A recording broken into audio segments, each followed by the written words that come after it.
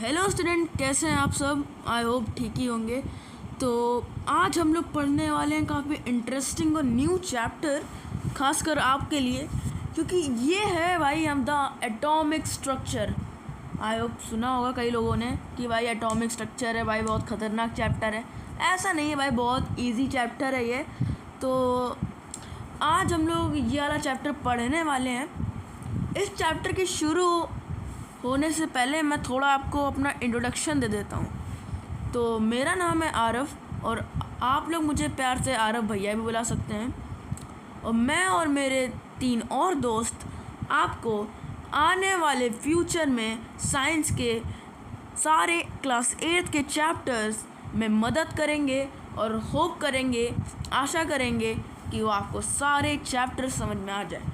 और लेटर हम लोग बाद में कि हम लोग बाद में एक्स्ट्रा टॉपिक भी ऐड करेंगे, सब्जेक्ट भी एक्स्ट्रा ऐड करेंगे, वो तो तब की बात है। तो आज हम लोग स्टार्ट करते हैं the new chapter atomic structure से। आई होप सुना भी होगा। तो स्टार्ट होने से पहले आप लोग थोड़ा कॉपी और पेन ले आए ताकि नोट्स बनाने में थोड़ा इजी हो। तो ले आए आप लोग। चलिए हम लोग स्टार्ट करते हैं लर्निंग आउटकम से। तो अब लर्निंग आउटकम्स क्या भाई, ये हम लोग क्या क्या कवर करने वाले हैं भाई, क्या क्या टॉपिक्स कवर करने वाले हैं इस वीडियो में। तो पहला टॉपिक है भाई हमारा डाल्टन एटॉमिक थ्योरी। इसमें देखेंगे भाई डाल्टन भाई साहब ने हम लोग को क्या थ्योरी दी, उनके बारे में, एटम्स के बारे में क्या थ्योरी दी, उनकी क्या थ्योरी थी। इसके बाद discovery of electron, proton and neutron करेंगे, जिसमें हम बताएंगे किसने किया discovery of electron, proton and neutron और कैसे किया। फिर स्ट्रक्चर ऑफ द एटम के बारे में जानेंगे, काफ़ी मेन टॉपिक है यही पूरा, मतलब कि यही पूरा बेस बनाता है इस चैप्टर का। डिस्कवरी ऑफ न्यूक्लियस करेंगे, ये भी मेन है। एटम के स्ट्रक्चर में न्यूक्लियस का बहुत मेन रोल है।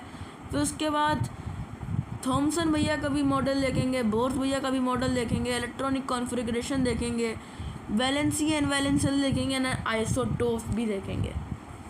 तो शुरू करते हैं इस इंटरेस्टिंग और अमेजिंग चैप्टर के लिए। आइए बढ़ते हैं डाल्टन एटॉमिक थ्योरी में। तो जैसे कि आप देख रहे हैं भाई, यहाँ पे राइट साइड में हमारे डाल्टन भैया बैठे हुए हैं आराम से, और इनका ये मानना है कि इन्होंने काफ़ी अच्छी थ्योरी दी है। देखते हैं भाई क्या थ्योरी दी है। पहले स्टोरी जान लो भाई। हम लोग इसको और इंस्ट्रक्शन बनाने के लिए, हम लोग इसको और खूबसूरत और अच्छे बनाने के लिए इस स्टोरी से शुरुआत करते हैं। स्टोरी क्या है भाई कि मान लो मैं एक एटम हूँ। अब तुम लोग कहोगे भाई ये तो आ रहा भैया भाई एटम बन गए।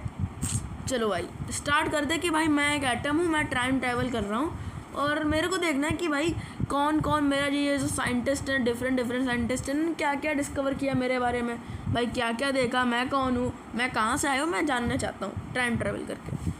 तो शुरुआत करते हैं। मैं गया और वहाँ पे मैंने डाल्टन भैया से पूछा कि भाई आप बताएं मेरे को कि मैं कहाँ से आया हूँ और मेरा कहाँ से है।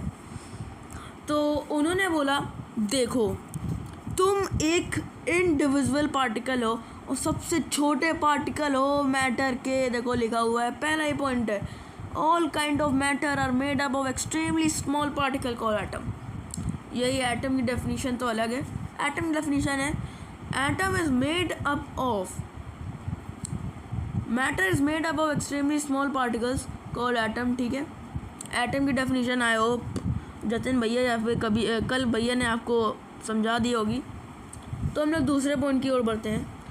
अब इन्होंने और भी बताया भाई कि atom of same element of same in shape. अब का इसका एग्जांपल क्या है भाई, मान लो कि एक ऑक्सीजन का एलिमेंट का O2 है। ठीक है, ये मॉलिक्यूल ले लिया मैंने कि भाई ये O2 है। तो मान लो यहाँ पे H2 है, तो भाई H2 की प्रॉपर्टी O2 से भाई डिफरेंट होगी। ऑब्वियस सी बात है भाई डिफरेंट होगी, क्योंकि भाई ये लोग डिफरेंट है। अब मान लो तुम्हारा एक दोस्त है, ठीक है, और वो और तुम दोस्त हो, और वो मान लो पढ़ाई में बहुत अच्छा है, तुम पढ़ाई में कच्चे हो और पढ़ाई बहुत अच्छे से करता है, और मान लो तुम खेल कूद में अच्छे। तो हर एटम और हर इंसान की एक अलग अलग खूबी है ना, प्रॉपर्टी है। तो वही हम लोग डिस्कस कर रहे हैं कि atom of different element have different property, atom of same element have same property.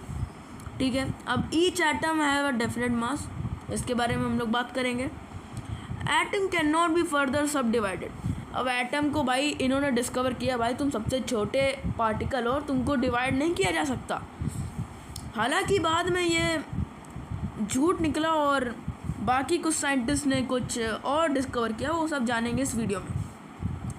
Atom is the smallest particle that take part in the chemical reaction. इन्होंने ये भी बताया कि भाई तुम सबसे छोटे पार्टिकल हो, इतने छोटे हो कि सबसे छोटे हो कि केमिकल रिएक्शन में तुम पार्ट लेते हो, ठीक है। इसको मैं हटा देता हूँ, थोड़ा अजीब सा लग रहा है। Atom of different element combine in simple but fixed whole number ratio to form molecule of a compound. ये मेन पॉइंट है, डेफिनीशन बोल सकते हैं कि भाई मॉलिक्यूल ऑफ कंपाउंड कैसे बना, बताइए। पेपर में बहुत सारे टीचर्स ये पूछते हैं, तो आप सिंपली लिख देना atom of different element combine in simple but fixed whole number ratio to form compound, या फिर मॉलिक्यूल्स ऑफ अ कंपाउंड। अब atom are indestructible, they can't be neither created nor destroyed during any physical change. अब physical और chemical change तो भाई पता होगा, हम लोगों ने दूसरे चैप्टर में ही पढ़ा है कि फिजिकल चेंज क्या होता है।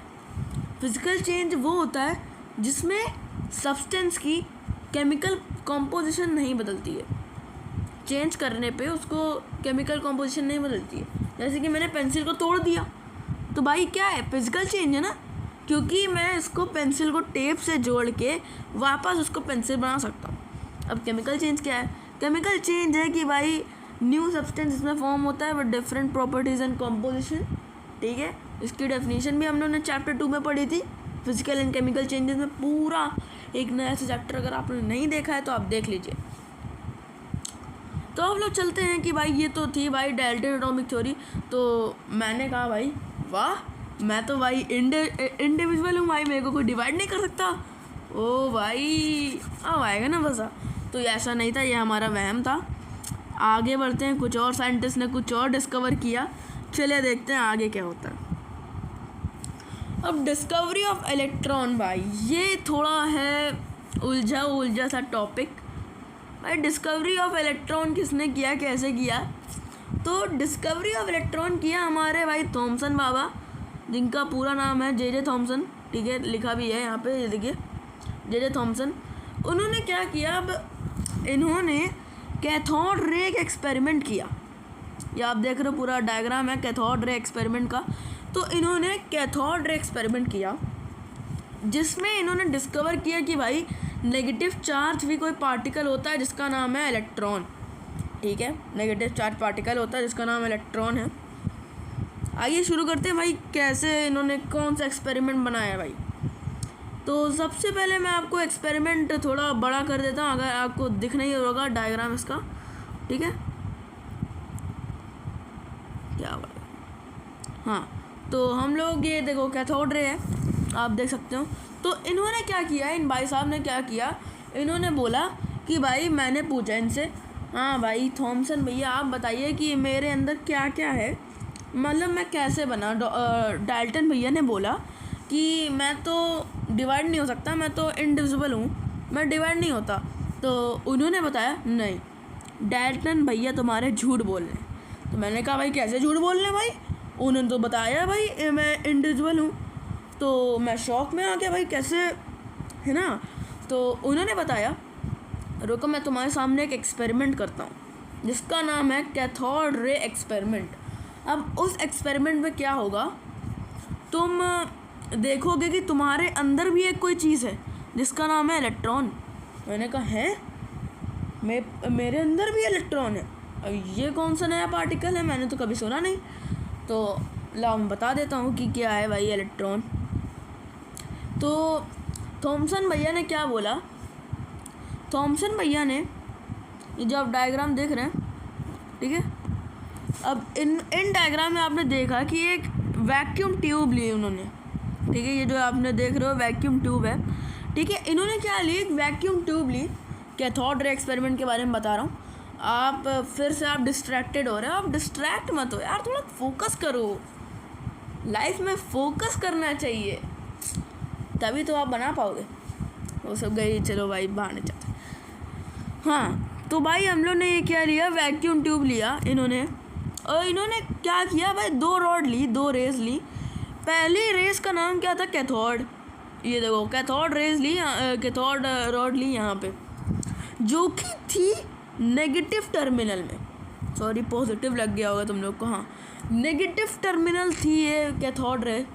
और इन्होंने वहाँ पे ली, यहाँ पे देखो एनोड रे लिख दी होगी, और इन्होंने positive terminal of the battery ली इसमें। अब तुम लोग कहोगे भाई हैं ये तो भाई पढ़ा नहीं है, भाई पढ़ा नहीं है, ऐसा कैसे नहीं पढ़ा है। तो आप देख रहे हो ये है हमारी बैटरी, ठीक है, बैटरी दिख रही हो, यहाँ पे जो प्लस साइन है वो पूरा इसका इंडिकेशन है कैथोड रे का, और यहाँ पे माइनस साइन है, ठीक है, जिसका इंडिकेशन ये जा रहा है। और ये सर्किट वर्किट तो आपने पढ़ा होगा क्लास 7th में, इलेक्ट्रिसिटी एंड मैग्नेटिज्म में।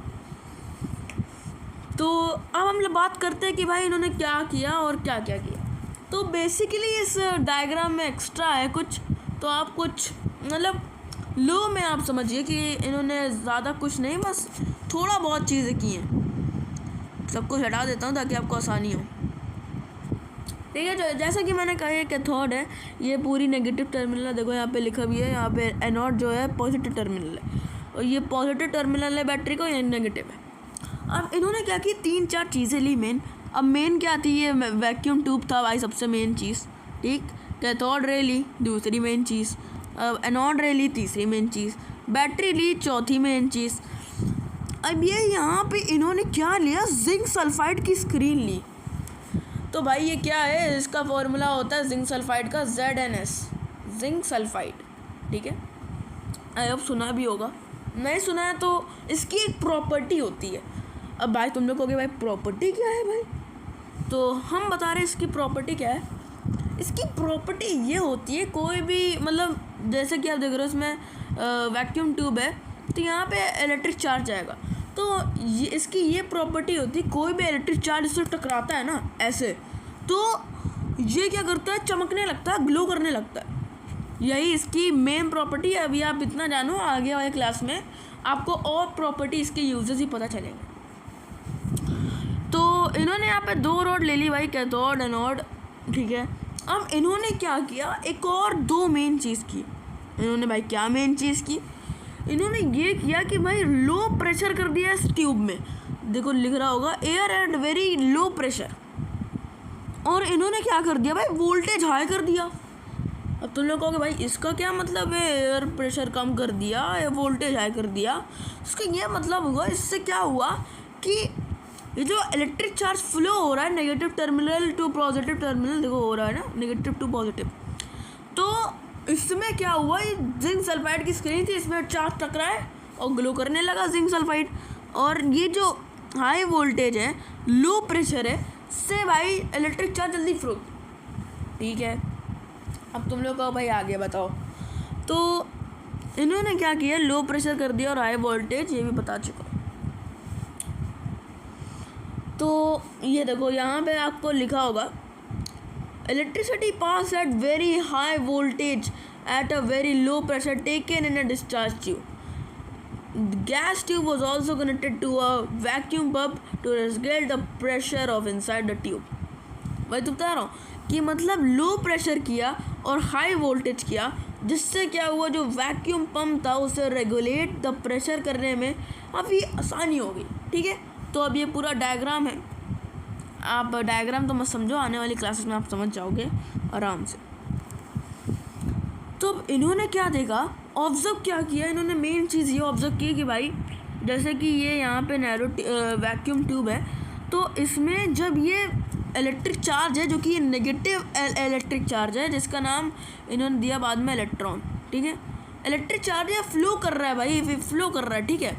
और फ्लो किया, जैसे कि मैंने बताया जिंक सल्फाइड की प्रॉपर्टी है कि जो भी इलेक्ट्रिक चार्ज आएगा वो ग्लो करने लगता है।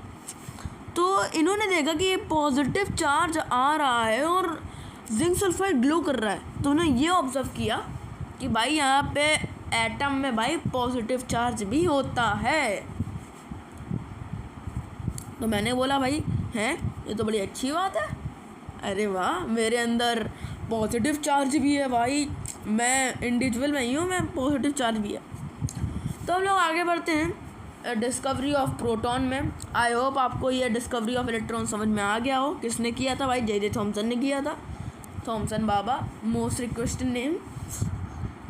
तो अब हम लोग चलते हैं डिस्कवरी ऑफ प्रोटॉन की ओर। अब डिस्कवरी ऑफ प्रोटॉन क्या है भाई? डिस्कवरी ऑफ प्रोटॉन है, अब इन्होंने कौन सा किया? इन्होंने ये एक बाबा थे ई गोल्स्टन। मैं बाबा कह रहा हूँ, आप लोग बार बार पेपर में बाबा मत लिख के आना, वरना संत बने रहोगे पूरा जीवन भर मार्क्स पता चलने के बाद। हाँ, तो बाबा मतलब ई गोल्स्टन एक फेमस साइंटिस्ट थे, ठीक है। इन्होंने क्या किया, इनका नाम क्या है? ई गोल्स्टन, ठीक है, जैसे कि यहाँ पे आपको दिख रहा होगा ई गोल्स्टन इनका नाम है। एम लिख दिया ई गोल्स्टन इनका नाम है।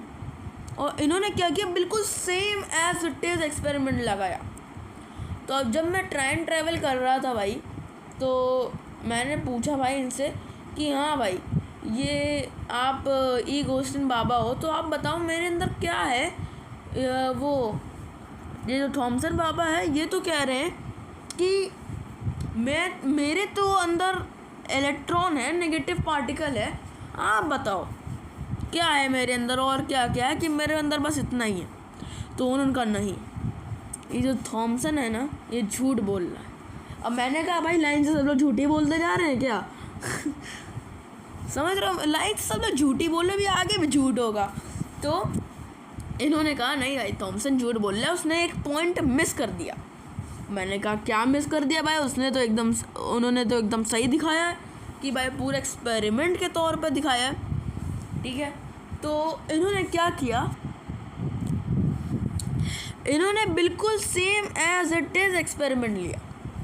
वही कैथोड यहाँ पे, एनोड यहाँ पे, discharge tube, vacuum tube, air at very low pressure, high voltage, vacuum pump, battery, ठीक है, ऑक्सीजन सल्फाइड की स्क्रीन, ठीक है, जिंक सल्फाइड की स्क्रीन।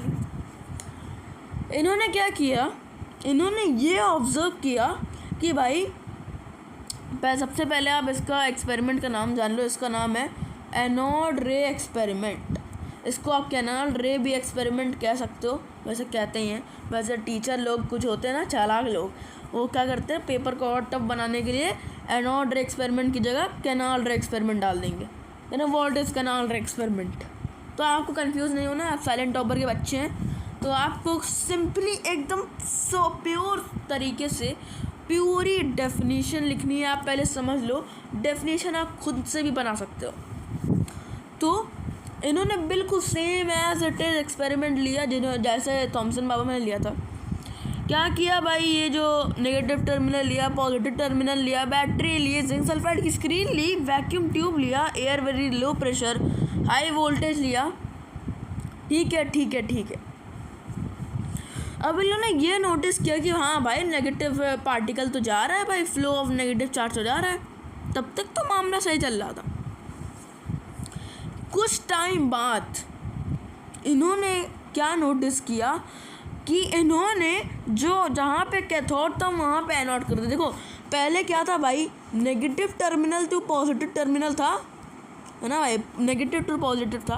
अब इन्होंने positive terminal to negative terminal कर दिया। वही स्क्रीन यहाँ पे होगी, हाँ बिल्कुल, हाँ ठीक है। Negative terminal to positive terminal था, इन्होंने positive terminal to negative terminal कर दिया। जैसा कि आप देख रहे हैं, आप पॉजिटिव से रेज जा रही है और नेगेटिव की ओर बढ़ रही है। तो अब इन्होंने ये नोटिस किया कि भाई यहाँ पे जिंक सल्फाइड की स्क्रीन है। अब मैं जैसे कि मैंने बताया कि जिंक सल्फाइड की ये प्रॉपर्टी होती है कि जो भी उसमें कोई इलेक्ट्रिक चार्ज टकराता है वो ग्लो करने लगता है भाई। तो इन्होंने कहा हाँ भाई ग्लो तो करने लगता है। तो इन्होंने नोटिस किया कि यहाँ पे भाई पॉजिटिव चार्ज जा रहा है और ग्लो कर रहा है जिंक सल्फाइड। तो इन्होंने एक और डिस्कवर कर दिया, एक और पार्टिकल, सब पार्टिकल डिस्कवर कर दिया जिसका नाम है प्रोटॉन, ठीक है, जिसका नाम इन्होंने क्या कर दिया, प्रोटॉन। अब इन्होंने ए गोल्स्टन वाइज फेमस फॉर, ये सब तो आप कर सकते हो। इन्होंने प्रोटॉन सब पार्टिकल, ठीक है, मैंने कहा था सब पार्टिकल इन्होंने डिस्कवर कर दिया जिसका नाम है प्रोटॉन। चलिए अब डिस्कवरी ऑफ न्यूट्रॉन की ओर बढ़ते हैं। हाँ, तो अब हम लोग चलते हैं डिस्कवरी ऑफ न्यूट्रॉन में। अब भाई न्यूट्रॉन की डिस्कवरी भाई क्या किसने की भाई? तो अब न्यूट्रॉन की डिस्कवरी की थी भाई चैडविक भाई साहब ने। जैसा कि आपको नाम दिख रहा है, भाई साहब मत लिखना, इनका नाम है जेम्स चैडविक। अब क्वेश्चन यहाँ से अराइज होता है भाई कैसे कि how James Chadwick discover neutron. ठीक है, तो इन्होंने क्या किया, बॉम्बार्डेड किया लाइटर एलिमेंट्स, ठीक है, like beryllium, boron and lithium. Lighter element तो पता ही होगा भाई, हल्के एलिमेंट्स, ठीक है भाई, इतना तो आना चाहिए। With alpha particle He। अब भाई एल्फा पार्टिकल क्या होता है? तुम लोग कहोगे भाई ये एल्फा पार्टिकल क्या है भाई? भाई पहली बार नाम सुन रहे हैं भाई, इससे पहले नाम सुना नहीं भाई। तो एल्फा पार्टिकल वो होता है, अभी के लिए तुम बस इतना समझ लो कि भाई एल्फा पार्टिकल जानते हो ना, हीलियम तो जानते हो। तो हीलियम होता है, हाँ भाई, एलिमेंट, हाइड्रोजन, हीलियम, लिथियम, यही एलिमेंट होता है। ये अल्फा पार्टिकल क्या होता है? हीलियम का एलिमेंट होता है, हीलियम का मतलब वो होता है, और इसके पे पॉजिटिव का साइन होता है विथ +2। ठीक है, अल्फा पार्टिकल क्या होता है? वीगल इतना याद करो, alpha particle is a particle in which it has the property अभी आप नहीं पढ़ोगे, वैसे भी तो बाद में पढ़ोगे। इतना समझ लो कि भाई ये हीलियम का डबल चार्ज या प्लस वाला पार्टिकल होता है। कोई पूछे इतना बता देना, ठीक है। अब आपको इतना तो नहीं पता था ना। तो and observe the emission of highly penetrated radiation, Chadwick propose that this radiation consisted neutral particle को न्यूट्रॉन। अभी आपके में डायग्राम आपके सिलेबस में है नहीं, तो मैं आपको डायग्राम दे नहीं सकता।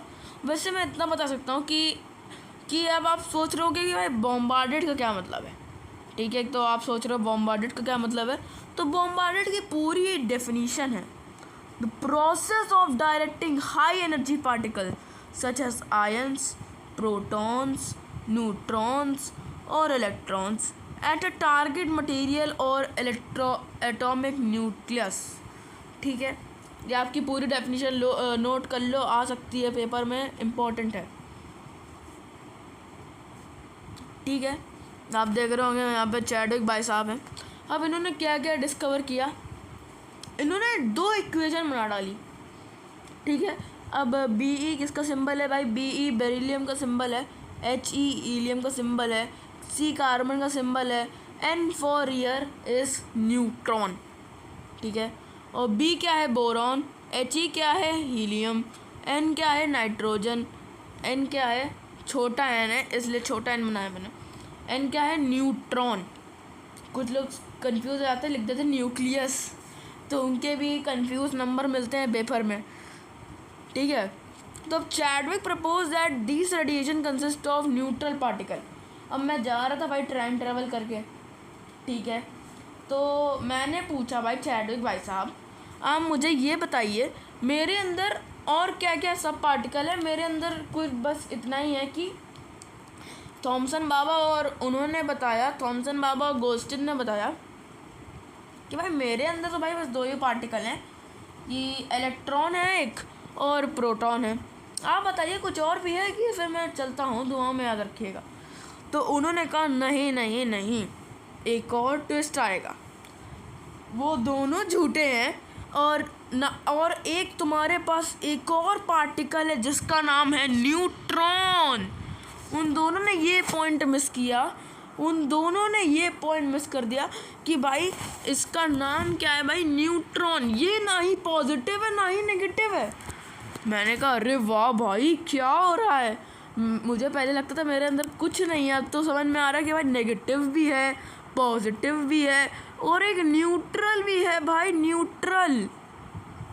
तो अब क्या हुआ, मैं खुश हो गया कि भाई मेरे अंदर बहुत सारे पार्टिकल हैं, मैं बहुत सारे जोड़ीदार हैं। तो हम लोग चलते हैं, इन्होंने क्या किया, इन्होंने सिंपली न्यूट्रॉन की डिस्कवरी कर दी इस चीज़ से। और आपको ज़्यादा रिलेशन करना नहीं है, आप बस ये इक्वेशन याद कर लो या फिर अपनी नोटबुक या नोट्स वाली नोटबुक में याद कर लो। और ये बॉम्बार्डेड लाइटर एलिमेंट्स, ये सब भी यहाँ तक तो आप लिख ही लेना, फिर आप बॉम्बार्डेड की भी डेफिनेशन कर लेना, जैसा कि यहाँ पर दिया रखा है। इक्वेशन तो मेन है भाई, आ सकती है। तो हम चलते हैं हमारे नेक्स्ट टॉपिक की ओर, जिसका नाम है, अब ये भाई मेन टॉपिक है भाई, इसमें आपको पूरा फोकस लगाना है। इसका नाम है the structure of the atom. ठीक है भाई, इसका नाम है the structure of the atom. ये काफ़ी मेन टॉपिक है। ठीक है, तो मैं रास्ते में जा रहा था तो मैंने थॉमसन बाबा से ये भी पूछा कि भाई बता दो यार कैसा दिखता है भाई, मैं कैसा दिखता हूँ, मतलब ये आपका पूरा करने के बाद मैं दिखता कैसा। तो उन्होंने बताया, उन्होंने पूरी अपनी एक थ्योरी लिख डाली। उन्होंने ये बताया कि भाई मैं एक वाटरमेलन जैसा हूँ। अब मैंने कहा भाई मैं वाटरमेलन जैसा हूँ, है जी, मैं वाटरमेलन कैसे हूँ भाई, मैं तरबूज कैसे हूँ, मुझे कुछ समझ में नहीं आ रहा है। तो आपने देखा होगा कि जो तरबूज होता है यहाँ पे ग्रीन होता है पूरा। ठीक है, यहाँ पे पूरा ग्रीन होता है तरबूज भाई, थोड़ा ड्रम लग रहा होगा तो तरबूज है ये। ठीक है, और यहाँ पे आपने देखा होगा पूरी लेयर जो होगी रेड कलर होगी। कौन सा कलर? Red colour. ठीक है, और यहाँ पे थोड़े दाने पड़े होंगे, छोटे दाने। ठीक है, वो क्या है? वो सीड बोलते हैं वैसे। तो इसी ने उन्होंने क्या लिखा, इन्होंने बताया, ये पूरा टॉपिक से अलग मैं बातें कर रहा हूँ। तो इन्होंने ये बताया कि ये जो तुम्हारा वाटरमेलन जैसे दिखते हो तुम, उसमें जो रेड कलर है ये इंडिकेट करता है प्लस, मतलब प्रोटॉन। ठीक है, अब ये जो न्यूट्रॉन इलेक्ट्रॉन है ये सीड है भाई, मतलब। ठीक है, और ये तुम्हारा पूरा न्यूक्लियस। समझ गए कि भाई ये जो प्लस का पार्टिकल है ये प्रोटॉन है, ये माइनस का पार्टिकल ये इलेक्ट्रॉन है। और इलेक्ट्रॉन कैसे है भाई? एम्बेडेड होते हैं उसके पूरी लेयर में। ये रेड कलर की पूरी लेयर होती है यहाँ पे वाटरमेलन में, और उसमें सीड डले होते हैं, ब्लैक सीड। ठीक है, तो वो हो गया तुम्हारा इलेक्ट्रॉन। और ये तुम्हारा उन्होंने वाटरमेलन का पूरा स्ट्रक्चर दे दिया। मैंने कहा वाह भाई, आपने तो कुछ ज़्यादा बढ़िया डिस्कवरी कर दी। तो मैं उनसे और पूछा कि भाई आप थोड़ा पॉइंट्स दे दो ताकि मेरे को आसान हो बाकी लोगों को बताने में। तो उन्होंने क्या बताया? उन्होंने ये बताया कि थॉमसन मॉडल जो था, उनका जो थॉमसन मॉडल है, उनका जो पहला पॉइंट उन्होंने क्या दे दिया भाई कि atom is consist of positively charge pair and electron that are embedded with it. ठीक है, जैसा कि आप लोग, मैंने वाटरमेलन का एक एग्जांपल दिया, इसमें भी आप देख रहे हो कि भाई मान लो ये जो ऑरेंज है ये पूरा ये ऑरेंज है, पूरा रेड कलर है। जो ऑरेंज कलर आपको दिख रहा है वो वाटरमेलन का आप रेड कलर से कंपेयर कर रहा हो, और उसमें है भाई प्रोटॉन, प्लस पार्टिकल दिख रहे हैं, वो सारे क्या है? प्रोटॉन। ठीक है, अभी जो काले सीड हैं जो आपको दिख रहे हैं, ब्लू सीड, मान लो आप काले सीड हैं। ठीक है, बहुत सारे काले सीड हैं। तो अब ये क्या है भाई? ये है तुम्हारा इलेक्ट्रॉन, जिसमें क्या होता है भाई? माइनस का साइन होता है, E-। ठीक है भाई, तो उन्होंने सबसे पहले पॉइंट तो यही दे दिया भाई कि हाँ भाई इलेक्ट्रॉन होता है। एक वाटरमेलन शेप का दिया था एग्जाम्पल उन्होंने बहुत। और कुकी भी होता है, कुकी जैसे कि आप लोग मान लो कि यहाँ पे ब्राउन कुकी है। ठीक है, पूरा ब्राउन कुकी है, शिजुका बनाती है जो नोबिता के लिए। हाँ, तो अब उसमें आप लोग देखे होंगे कि भाई यहाँ पे चोको चिप्स पड़े होते थोड़े। तो आप वही मान सकते हो क्योंकि जो ब्राउन कुकी है वो पूरा ब्राउन है, I mean to say that उसमें पूरा प्लस का प्रोटॉन है। और जो कुकी के ये जो चोको चिप्स हैं ये तुम्हारे इलेक्ट्रॉन है। नोबिता भाई बहुत खाता था इलेक्ट्रॉन। तो हाँ, अब उनका ये जो दूसरा पॉइंट है भाई, दूसरा पॉइंट क्या है? The positive and negative charge are equal in the magnitude, hence the atom as a whole is electrically neutral. अब इस पॉइंट का क्या मतलब है? कुछ बच्चों को समझ में नहीं आ रहा है। तो इस पॉइंट का ये मतलब है कि भाई ये देख रहे हो, ये जो आपका ब्लू कलर का है ये माइनस है इलेक्ट्रॉन, और ये जो प्लस है ये आपका प्रोटॉन है, प्लस वाला प्रोटॉन। तो अब एग्जांपल ले लो आप 5 माइनस 5 क्या होता है, 0। ठीक है, और यहाँ पे 5 क्या है, इलेक्ट्रॉन। यहाँ पे 5 क्या है, न्यूट्रॉन, सॉरी न्यूट्रॉन क्या बोल रहा हूँ, प्रोटॉन।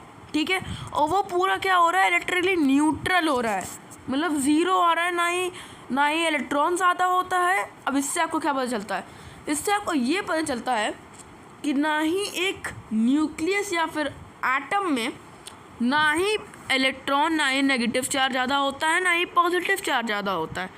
इसलिए जो एटम होता है वो होता है न्यूट्रल, बीच का होता है भाई।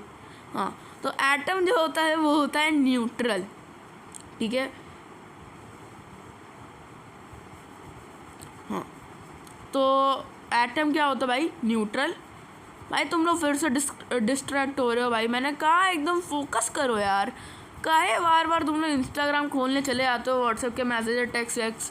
अभी पढ़ लो थोड़ा, ज़िंदगी है पढ़ने वाली भाई, बाद में कर लेना ये सब। ठीक है, तो हम लोग चलते हैं फैक्ट चेक में। ये तुम्हारा फैक्ट चेक है, एक फैक्ट है एक।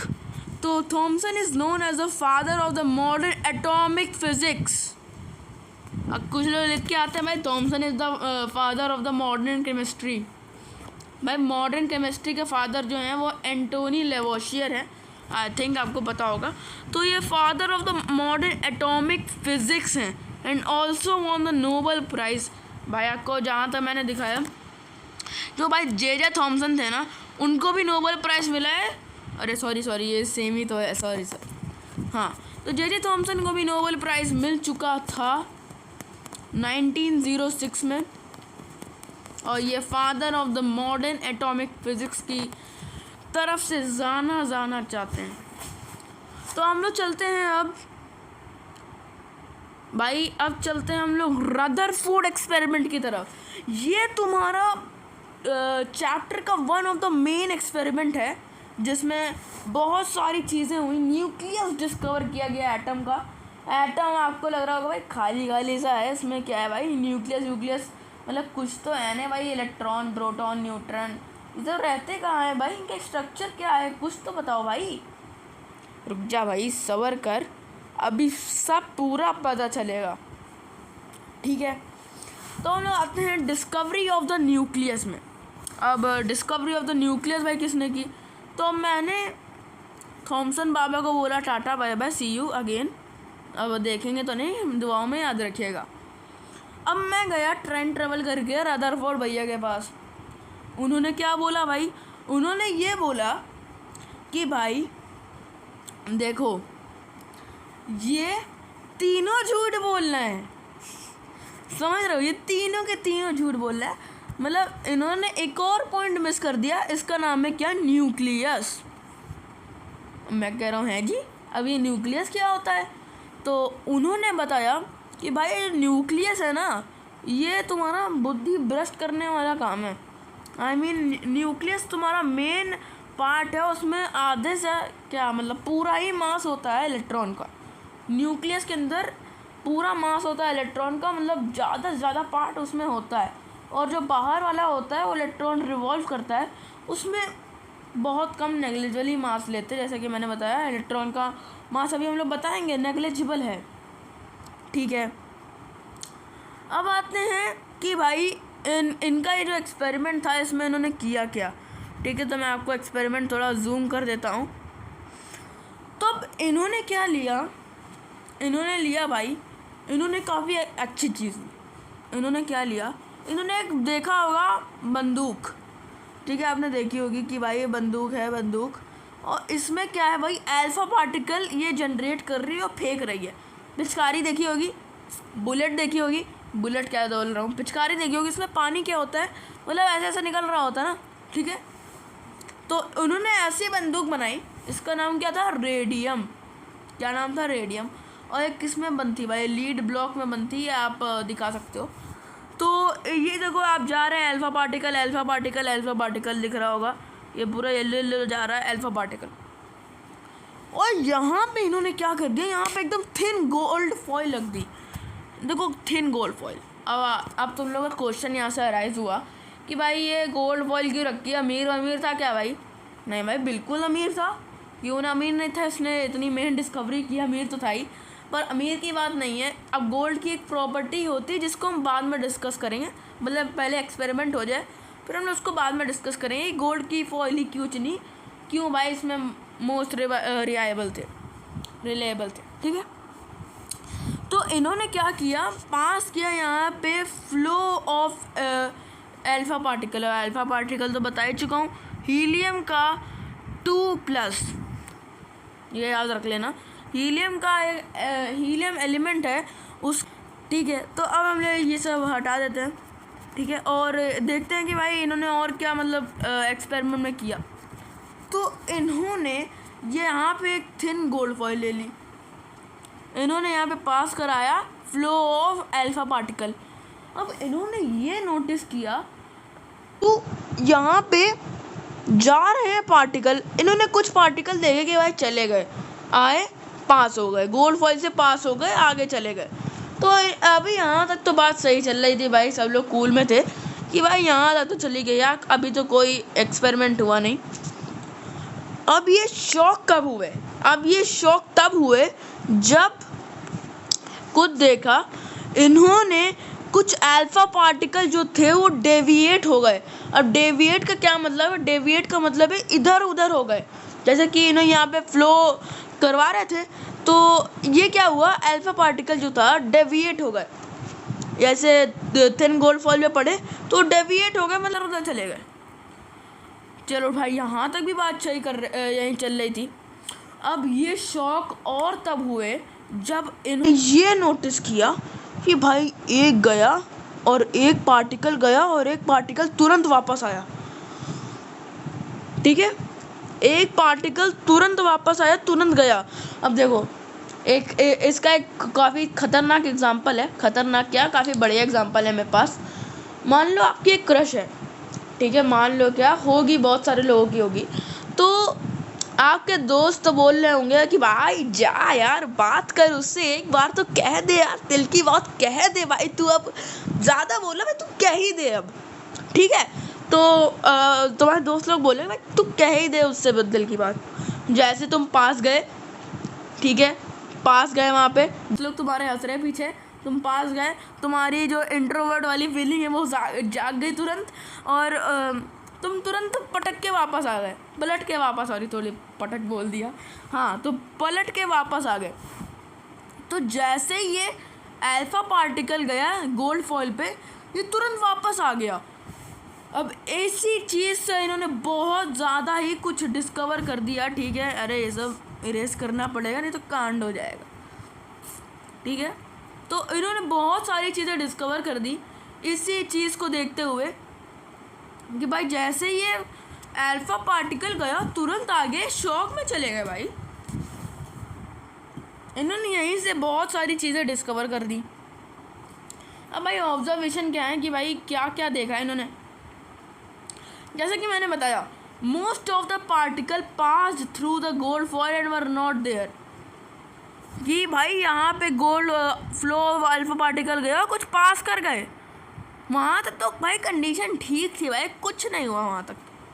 अब some particle were deflect from their original path by small angles, मतलब मैंने बताया जैसे यहाँ पे फ्लो गया, ठीक है, यहाँ पे फ्लो गया तो सम पार्टिकल क्या हुए, ये डेविएट हो गए, अलग अलग डायरेक्शन में डेविएट हो गए, ठीक है। तो यहाँ तक की बात ठीक ही थी कि भाई हाँ ठीक है। अब मेन बात क्या है, अब मेन बात कब आई, मेन बात तब आई जब इन्हें ये पता लगा वेरी फ्यू को particle bounded backward to the source, surprisingly 1 out of 12,000 particle was rebound. ये काफ़ी ज़्यादा मेन पॉइंट है, ये आ सकता है, पूछ सकते हैं कि what Rutherford in his experiment observed. आपके में अगर डिटेल क्वेश्चन हो, आप तीनों पॉइंट लिख के आ जाएंगे, अपने भाषा में समझा सकते हैं, ठीक है। वैसे तो आपको अभी से नोट्स दे रहा हूँ, ये पेपर में बहुत ज़्यादा क्वेश्चन पूछे जाते हैं ऐसे कि भाई थ्योरेटिकल क्वेश्चन पूछे जाते हैं। तो इसमें क्या बता रहा है भाई, कुछ पार्टिकल गए यहाँ पे थिन गोल्ड फॉइल में गए, और यहाँ पे देखो एक पार्टिकल आ रहा है, ये यहाँ तुरंत आ गया, गया और तुरंत आ गया। एग्जाम्पल भी दिया है मैंने आपको, ठीक है, क्रश वाला। तो गया तुरंत आ गया, ठीक है। तो इसमें क्या बता रहा है, मतलब 1 डिवाइड बाय 12,000 पार्टिकल होता है। मतलब इन्होंने जब 12,000 पार्टिकल, अल्फा पार्टिकल फेंके, तब उनमें से एक ही पीछे आएगा। ये फैक्ट है, काफ़ी अच्छा फैक्ट है। और ये पूछ भी सकते हैं कुछ पेपर आने वाले, पूछ सकते हैं भाई कौन कौन सा, मतलब कब आते हैं पार्टिकल। तो आप सिंपली लिख दोगे कि 1/12,000, ठीक है, 1/12,000 पार्टिकल जब ये अल्फा पार्टिकल फेंकेगा, तब उनमें से एक रिफ्लेक्ट होगा सेम मीडियम में, ठीक है। यहाँ तक तो बात सही चल रही है। अब हम लोग आते हैं भाई कंक्लूजन में, ठीक है। कंक्लूजन क्या है भाई कंक्लूजन क्या है उसके मेन कंक्लूजन है, atom consist of mostly empty space as most of alpha particle pass through the gold foil without any deflection। इन्होंने ये ऑब्जर्व किया, इन्होंने ये बताया लोगों को कि एटम जो होता है वो कंसिस्ट होता है एम्प्टी स्पेस से, ठीक है। एज मोस्ट ऑफ द, क्यों, ये रीज़न क्या है भाई, एटम जो है most of the empty space क्यों होता है? ऐसा क्वेश्चन पूछ सकते हैं, एग्जामिनर आपसे पूछ सकता है कि Y atom consist of mostly empty space. तो आपको क्या बोलना है, most of the alpha particle pass through the gold foil without any deflection. मतलब ये जो गोल्ड फॉइल थी, इससे अल्फा पार्टिकल पास हो गए कोई भी डिफ्लेक्शन के बिना, ठीक है। अल्फा पार्टिकल पास हो गए बिना कोई डिफ्लेक्शन के। अब दूसरा पॉइंट क्या बताया इन्होंने, atom has a dense positively charged central nucleus since a few alpha particles were deflected or reflected back in the same medium, ठीक है। अब ये भी क्वेश्चन यहाँ पे अराइज होता है कि atom has a dense positively charge central nucleus. अब इसकी डिस्कवरी कैसे, क्यों भाई, क्यों कह रहे हो भाई, ये कैसे हुआ? क्योंकि few alpha particle were deflected at a large angle and reflected black, ठीक है। मतलब मैंने आपको कहा था डेविएट हो गए, कुछ डेविएट हो गए, कुछ एकदम तुरंत आ गए। जो 12,000 में एक चीज़ होती है, तुरंत आ गए भाई। यही शौक में चला गया वो रदरफोर्ड भैया, ठीक है। बार बार भैया मत लिख जाना पेपर में, वरना भैया आपका कांड हो जाएगा। तो nucleus is extremely small compare to the total size of the atom. मतलब न्यूक्लियस जो होता है, मान लो ये एटम है तो उसका न्यूक्लियस जो है बीच में वो काफ़ी छोटा होता है एज़ कंपेयर टू एटम, ठीक है भाई। एटम के ऐसे वेट के बाद एटम के एज अ कंपेयर करने पे एज अ होल वो काफ़ी छोटा होता है। Almost the entire mass of the atom is considered in the nucleus. मैं आपको पहले ही बताया था कि जो न्यूक्लियस है एटम का, ये मान लो न्यूक्लियस है छोटा सा बीच में गोला, तो इसका जो मेन, इसके अंदर क्या होता है, इसके अंदर होता है प्रोटॉन एंड न्यूट्रॉन। इस छोटे गोले के अंदर होता है प्रोटॉन एंड न्यूट्रॉन, जो कि एटम का सारा मास ले लेते हो। बाकी जो इलेक्ट्रॉन तुम्हारे रिवॉल्व करते हैं उसका ज़्यादा कोई मास होता नहीं, नेग्लिजिबल होता है। अभी हम बात करेंगे आगे कि इलेक्ट्रॉन का भाई मास क्या है, इलेक्ट्रॉन, प्रोटॉन एंड न्यूट्रॉन का क्या मास है भाई, अभी हम बाद में डिस्कस करेंगे। पहले आप इतना जानो कि जो almost entire mass of the atom is in the nucleus. हमने क्या किया कंक्लूजन जाने, सबसे पहले जाना कि भाई एटम जो होता है वो एम्प्टी स्पेस से होता है। दूसरा क्या जाना, atom as a positively charge central nucleus भाई। तीसरा क्या होता है, nucleus is small compare to an atom. चौथा क्या जाना भाई, almost entire mass of the atom is in the nucleus. अब भाई मैं जा रहा था तो मैंने रदरफोर्ड बाबा से पूछ लिया कि भाई एटॉमिक मॉडल बताओ भाई, आप मैं दिखता कैसा हूँ, ठीक है। तो रदरफोर्ड भैया ने बताया कि भाई एटम जो है ना तुम्हारा, तुम जो हो ना, वो एक पॉजिटिवली चार्ज न्यूक्लियर है, उसके पास होता है सेंटर में। मतलब मेरे अंदर बीच में एक पॉजिटिवली चार्ज न्यूक्लियस होता है जो कि हमने पढ़ा है सेंटर में, which contain almost the entire mass, हम लोग पढ़ चुके हैं। Electrostatic attraction between the electron and the nucleus keep the electron in their orbit. अब इसका मेन पॉइंट है, अब इसका एक और एक अच्छा एग्जांपल है। इसका क्या एग्जांपल है भाई? इसका ये एग्जांपल है कि जो इलेक्ट्रॉन, मान लो कि तुम सोलर सिस्टम के बारे में पढ़ा होगा, ठीक है भाई, पढ़ा है।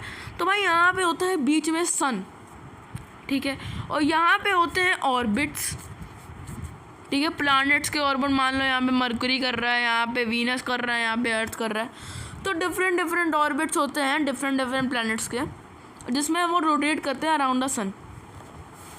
यही जो प्लैनेट है इनको मान लो आप इलेक्ट्रॉन, ठीक है, क्या मान लो, जैसे कि आपको इस डायग्राम में दिया रखा है, जैसे कि आपको इसको डायग्राम में दिया रखा है, भी एग्जांपल दे रखा है।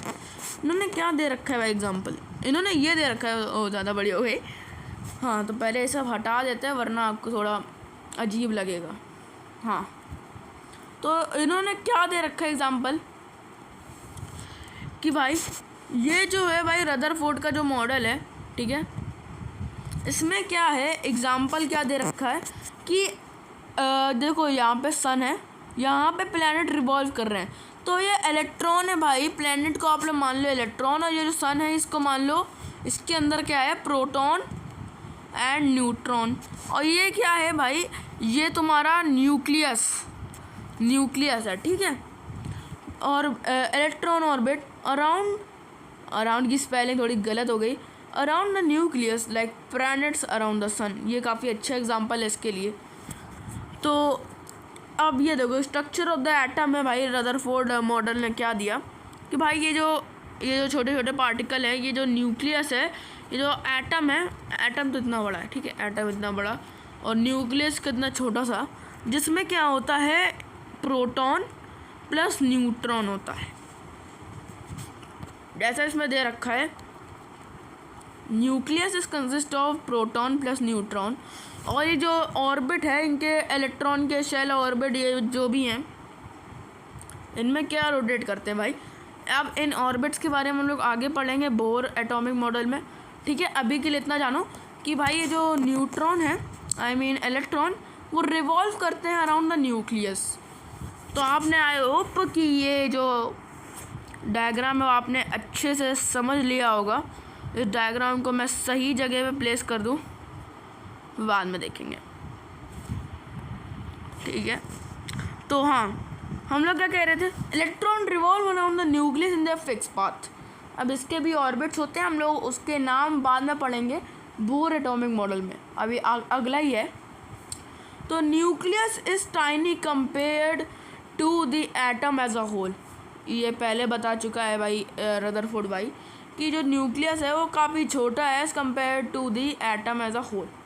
एटम के कंपेयर पे होल की कंपेयर करोगे एटम से, जैसे कि ये एटम है, ये न्यूक्लियस है, तो ठीक है, ये न्यूक्लियस हुआ और ये पूरा हो गया एटम। तो एटम देखो कितना बड़ा है और न्यूक्लियस कितना छोटा है, ठीक है।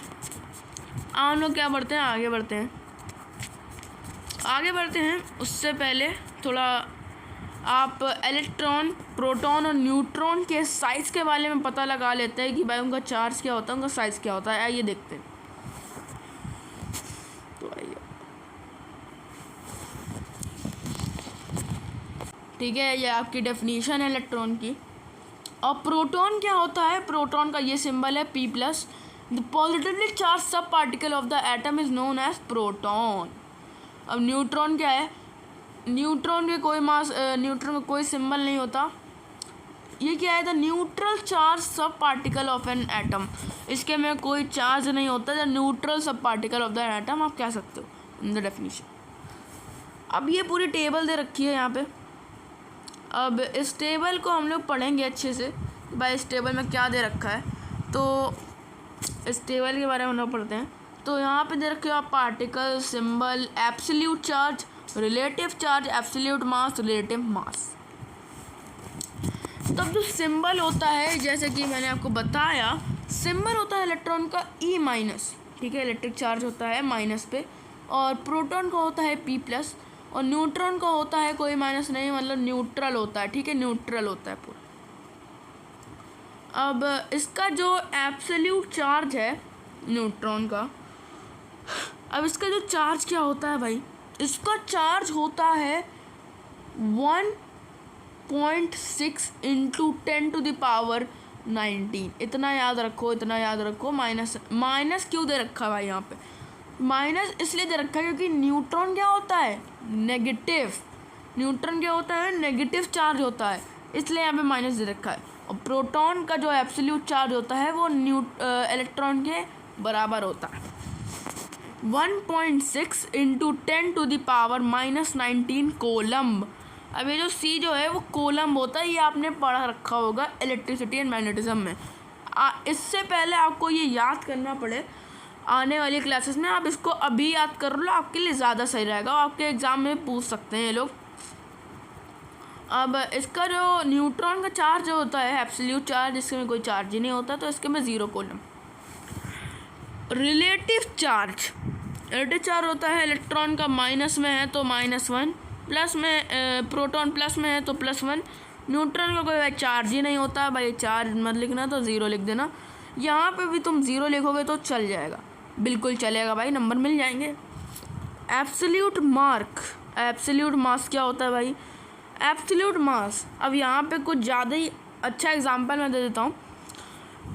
इलेक्ट्रॉन का मास जो होता है नेग्लिजिबल होता है, ठीक है, इलेक्ट्रॉन का जो मास होता है वो नेग्लिजिबल होता है।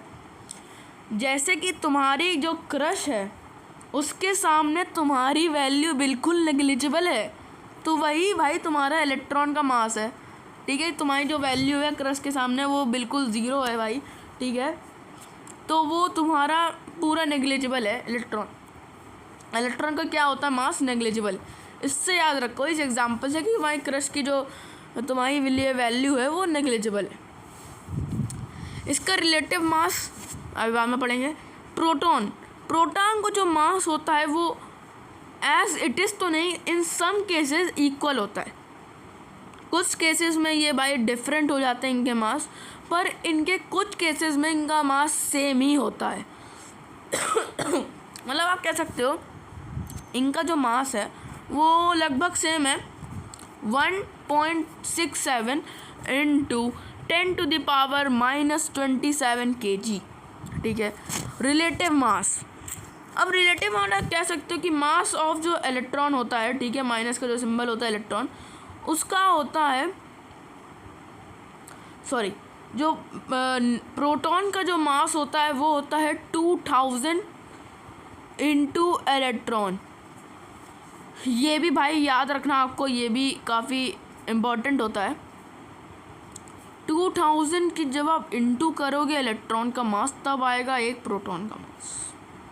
कैन यू इमेजिन कितना मास नेग्लिजिबल होता है, इसलिए हम लोग उसको नेग्लेक्ट करके रखते हैं पूरे एटम में। ये भाई इसका कोई मास ही नहीं है तो हम लोग पूरा नेग्लेक्ट करके रखते हैं एटम में, क्योंकि इसका मास जो होता है ज़्यादा होता नहीं है, इस वजह से हम लोग इसको नेग्लेक्ट करके रखते हैं। तो अब रिलेटिव मास है इसका क्या है, 1 आपको ऐसे भी समझ में आ सकता है, 1836 इसका ये होता है रिलेटिव मास। और प्रोटॉन का क्या होता है रिलेटिव मास, तो प्रोटॉन का रिलेटिव मास होता है 1, न्यूट्रॉन का भी होता है 1। तो अब हम लोग जहाँ पढ़ा रहे थे ये आपको पता चल गया कि पार्टिकल क्या होता है, सिंबल्स क्या होते हैं, absolute charge, relative charge, absolute mass and relative mass आपके बारे में पता चल गया। अब चलते हैं बोर एटॉमिक मॉडल में। अब बोर भाई साहब ने क्या किया, इन्होंने, जब मैं टाइम ट्रैवल करके गया, मैं एक एटम था ना, तो मैं टाइम ट्रैवल कर रहा था, तो मैंने बोर भैया से पूछा कि भैया मुझे बताओ कि मेरे अंदर और क्या क्या चीज़ें हैं। एंड भाई जो साइंटिस्ट ने बताया, क्या वो सच है कि और भी कुछ है कि भाई आप बताना चाहते हो, अभी तक तो यही लगा पड़ा है, सब झूठी बोले जा रहे हैं, कोई अच्छे से पॉइंट ही नहीं दे पा रहा है, सब झूठ बोल रहे हैं, तो आप कुछ बताओ भाई क्या है भाई, ठीक है। तो इन्होंने कहा हाँ आप बिल्कुल सही हो, मेरा भी एक पॉइंट है जो इन सब ने मिस कर दिया। अब मैंने कहा भाई अब कौन सा पॉइंट है भाई, सरदर्द कर रहे हो भाई, मेरा टाइम ट्रैवल नहीं भाई, कुछ ज़्यादा गंदा ट्रैवल कर लिया मैंने, ठीक है।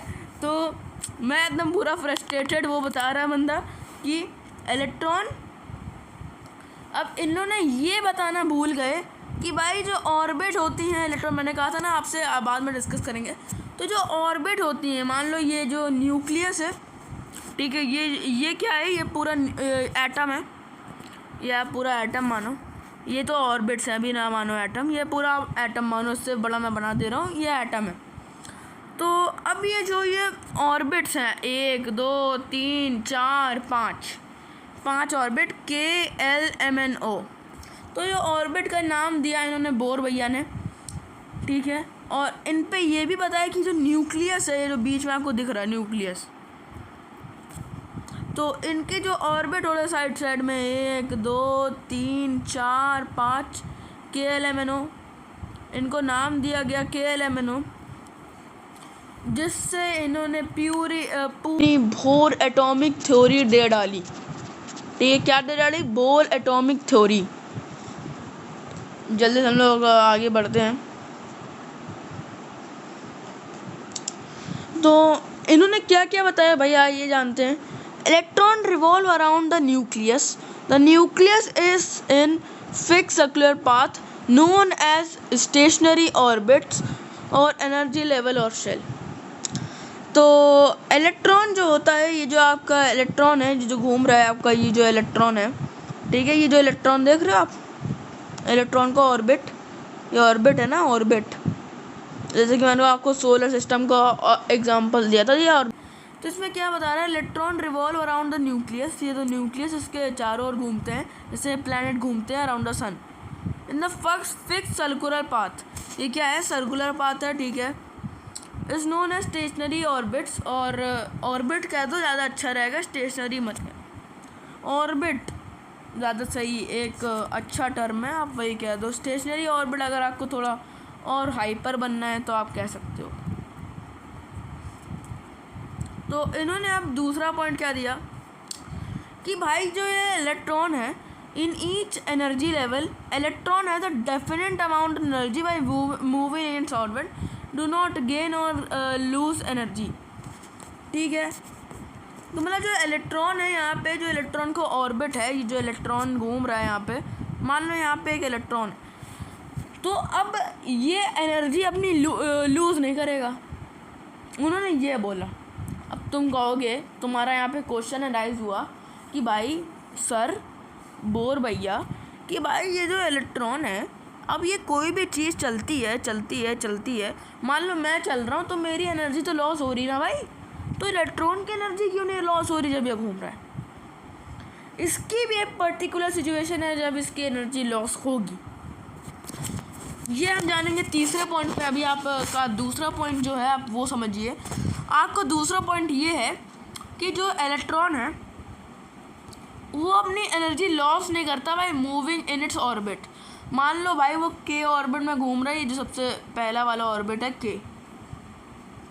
के वाली ऑर्बिट में घूम रहा है भाई, तो इसने क्या किया, ये एनर्जी ना ही लूज़ कर रहा है ना ही गेन कर रहा है। ठीक है, के वाली ऑर्बिट में ना ही एनर्जी लूज़ हो रही ना ही गेन हो रही है। ठीक है,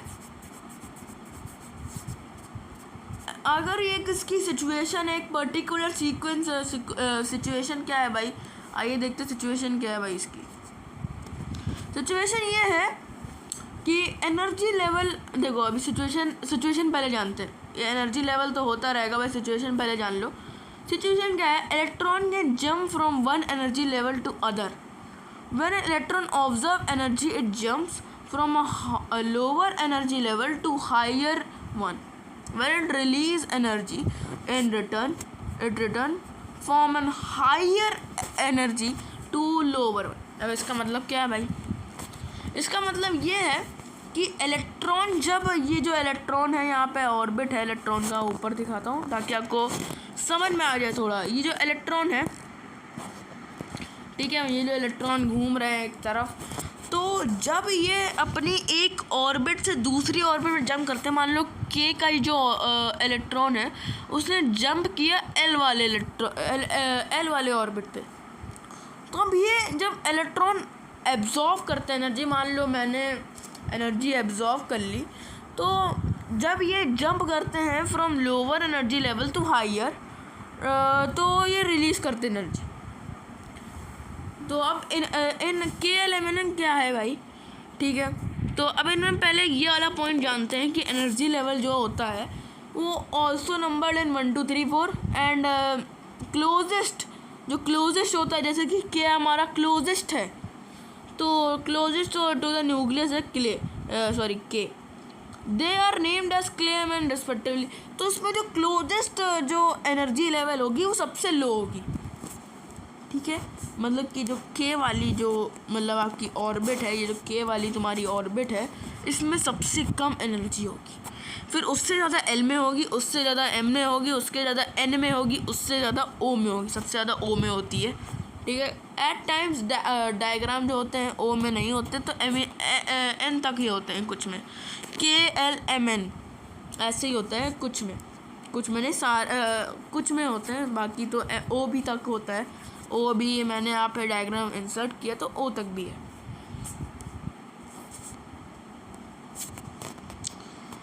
हाँ, तो ये जब मैं बता रहा था कि जब ये K से तुम्हारा, जब ये इलेक्ट्रॉन K से L तक जाएगा, तब इसकी जो एनर्जी होगी लोअर टू हायर जाएगी, ठीक है। जो K की जो सबसे लोवेस्ट थी उसकी हायर जाएगी L, फिर उससे M N O, ठीक है। अब ये जब इलेक्ट्रॉन रिलीज़ करेगा एनर्जी, ठीक है, इलेक्ट्रॉन जब रिलीज़ करेगा एनर्जी, तो in return from higher energy level to lower one. जब ये एनर्जी रिलीज़ करता है, मतलब जब ये एब्जॉर्व करता है एनर्जी, तो लोअर से हायर जाता है, और जब ये रिलीज़ करता है तो मान लो O से जा रहा है ये N, तो जब ये रिलीज़ कर रहा है एनर्जी, इसका मतलब क्या है भाई, ये रिलीज़ कर रहा है एनर्जी। तो आई होप तुम लोग को भाई ये बोर वाला एटॉमिक मॉडल भी समझ में आ गया होगा, आशा करता हूँ आपको समझ में आ गई होगी। तो अब हम लोग बढ़ते हैं कुछ नए टॉपिक्स की ओर, जो हम लोगों ने पहले डिस्कस किया था। आइए देखते हैं उन नए टॉपिक्स के बारे में क्या क्या है।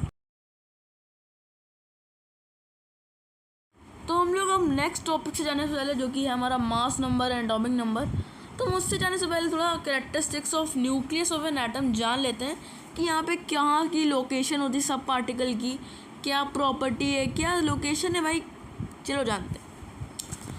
तो atom as a positively charge center called nucleus, ये हम पहले भी डिस्कस कर चुके हैं कि एटम के पास सेंट्रल में पॉजिटिव चार्ज का एक कोर होता है जिसका नाम होता है न्यूक्लियस। अब न्यूक्लियस जो होता है वेरी डेंस होता है, हार्ड होता है, काफ़ी हार्ड होता है और काफ़ी डेंस होता है। It contains proton and neutron which are collectivity known as nucleons. अब ये काफ़ी मेन पॉइंट है। क्यों मेन पॉइंट है गुरु?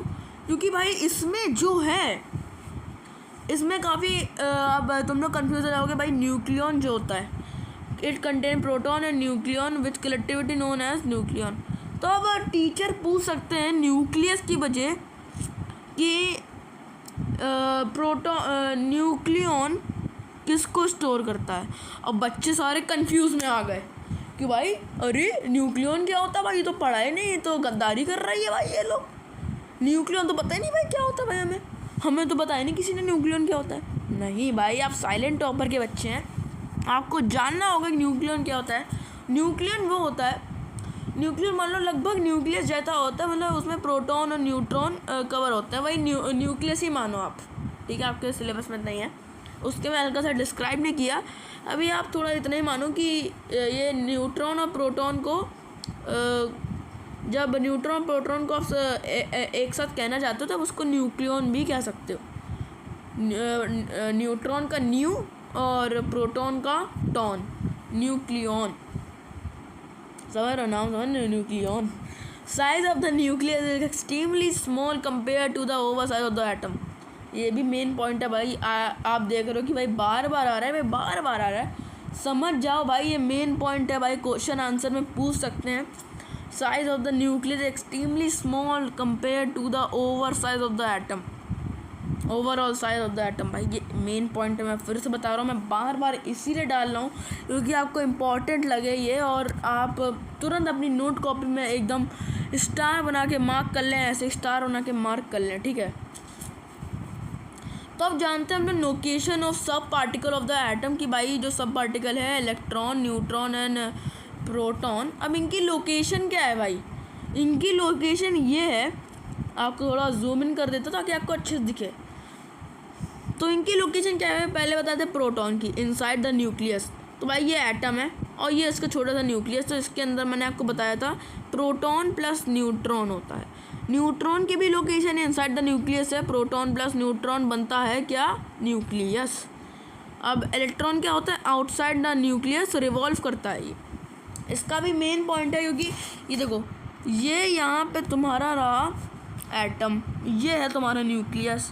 अब ये जो इसके डिफरेंट ऑर्बिट्स मैंने बताया KL M शेल, ठीक है, तो इनमें क्या करता है इलेक्ट्रॉन तुम्हारा रिवॉल्व करता है। और ये हम लोग ने बोर्स एटॉमिक मॉडल में पढ़ा है, अभी हम पढ़ के आए कि वहाँ पे क्या एनर्जी ट्रांसफ़र होता है, क्या मेन सिचुएशन है, हम लोग सब पढ़ के आए उसमें। तो हम लोग जानते हैं अब भाई मेन टॉपिक आ चुका है। सबसे मेन तो भाई स्ट्रक्चर ऑफ द एटम था, निकल गया है। तो हम लोग आते हैं मेन टॉपिक पे। ये आई थिंक पहले भी तुम लोगों ने सुन रखा होगा कि भाई atomic mass and atomic number क्या है। आई थिंक पहले भी सब लोग जानते होंगे कि भाई एटॉमिक नंबर क्या होता है, एटॉमिक मास क्या होता है। मैं आपको पहले से 1 से 20 लेकर पहले पीरियोडिक टेबल के atomic mass and atomic number दूंगा। उससे पहले थोड़ा डिस्कस हो जाए कि भाई एटॉमिक मास और एटॉमिक नंबर होता क्या है। अब सबसे पहले बात करते हैं कि भाई एटॉमिक नंबर क्या होता है। जो एटॉमिक नंबर दे रखे हैं भाई, एटॉमिक नंबर क्या है? The atomic number is defined as the number of proton present in the nucleus of an atom. और इसका सिंपल सा मेन एक इक्वेशन है। इक्वेशन क्या मतलब? इसका सिंपल से एक फॉर्मूला है। जितने भी नंबर ऑफ प्रोटॉन होंगे, देखो नंबर ऑफ प्रोटॉन, ठीक है, number of P is equal to number of electron. मैं कह रहा है नंबर ऑफ इलेक्ट्रॉन, क्यों भाई? नंबर ऑफ, तो मैं एटॉमिक नंबर लिखना चाहिए था, यहाँ पे तो एटॉमिक नंबर दे रखा है। नहीं नहीं नहीं, हाँ एटॉमिक नंबर भी होता है। नहीं नहीं नहीं, क्या कह रहा हूँ, एटॉमिक नंबर भी होता है। नंबर ऑफ न्यूट्रॉन, अगर तुम प्लस कर दो number of neutron plus proton तो हो जाएगा एटॉमिक मास। पर अभी हम मास का नहीं लेकर हैं, हम लोग एटॉमिक नंबर देख रहे हैं। तो आपने देखो यहाँ पे फॉर्मूला दे रखा है, atomic number is equal to number of proton plus number of electron. यह पूरा उतार लीजिए ताकि आपको आसानी हो कि मतलब हाँ भाई नंबर ऑफ एटॉमिक नंबर क्या होता है, कोई पूछ ले तो आप जवाब दे सकते हैं। तो अब ये जो एटॉमिक नंबर है इसको डिनोट किया जाता है Z से, ठीक है। तो भाई इसको अब Z से डिनोट किया जाता है भाई। अब in a neutral atom the number of electron is equal to the number of proton. अगर एटम में कोई चार्ज नहीं है, मान लो एक एटम है Na, ठीक है, उसमें प्लस का साइन है, तो इसमें number of electron plus number of proton कुछ कम ही केसेस में होता, वैसे होता नहीं है। मान लो एटम न्यूट्रल है। अब एटम तुम्हारा न्यूट्रल है, कुछ केसेस में, बहुत सारे केसेस में एटम न्यूट्रल ही होता है। तो उसमें क्या होता है, number of E is equal to number of P, E minus और P plus. Number of E is equal to number of P ये हो जाता है अगर न्यूट्रल एटम में। ध्यान रखना, ये काफ़ी मेन पॉइंट है। इससे आपके न्यूमेरिकल, अगर आपके केमिस्ट्री में न्यूमेरिकल आते हैं तो भाई उसमें आपका आ सकता है। ये फॉर्मूला काफ़ी यूज़ होता है एटॉमिक नंबर निकालने के लिए, एटॉमिक नंबर निकालने के लिए। तो आता है एटॉमिक मास। एटॉमिक मास क्या होता है भाई? Atomic mass, a mass number is defined as the total number of proton and neutron in the nucleus of an atom. अब इसका भाई क्या फॉर्मूला है? इसका मतलब क्या है भाई? कि भाई मैंने बताया कि न्यूक्लियस जो होता है एटम का, ये जो न्यूक्लियस है, छोटा सा न्यूक्लियस, इसमें क्या होता है, प्रोटॉन होता है प्लस न्यूट्रॉन होता है। हम लोगों ने पिछली बार भी पढ़ा है कि जो न्यूक्लियस होता है इसमें प्रोटॉन प्लस न्यूट्रॉन होता है, ठीक है। अब इसका फॉर्मूला क्या है गुरु? इसका फॉर्मूला ये है, ये आप देख रहे हैं, एटॉमिक मास, एटॉमिक नंबर आप देख रहे हैं, atomic mass is equal to number of proton plus number of neutron. समझ में आया कि जो एटॉमिक मास होता है एलिमेंट का, भाई फिर से तुम डिस्ट्रैक्ट हो रहे हो बार बार।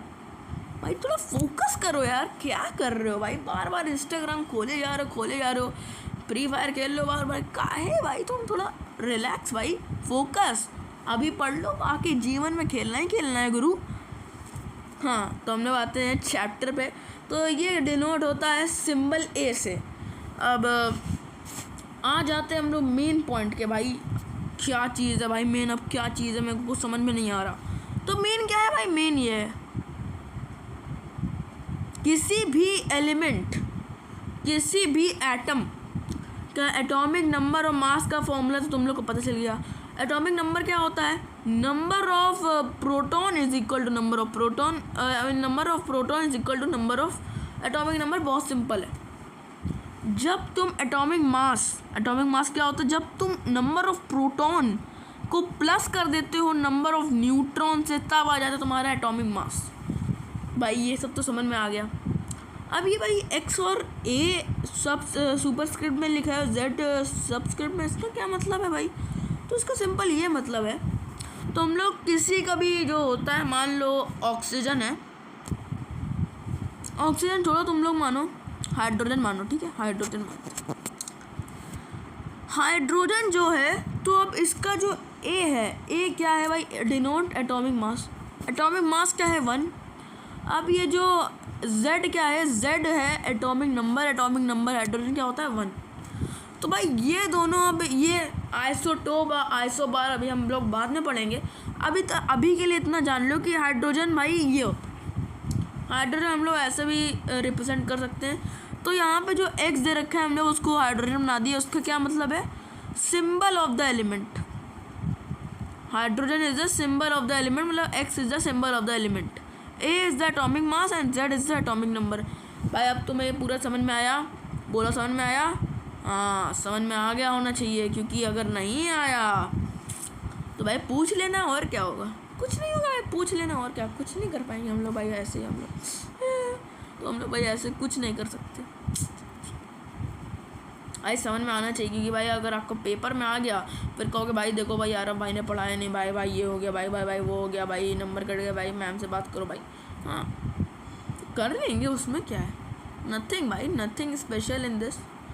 तो हम लोग चलते हैं दूसरी स्लाइड पे, जो कि है first 20 element in the periodic table. Hydrogen का कितना होता है, देखो आप दे रखा होगा हाइड्रोजन।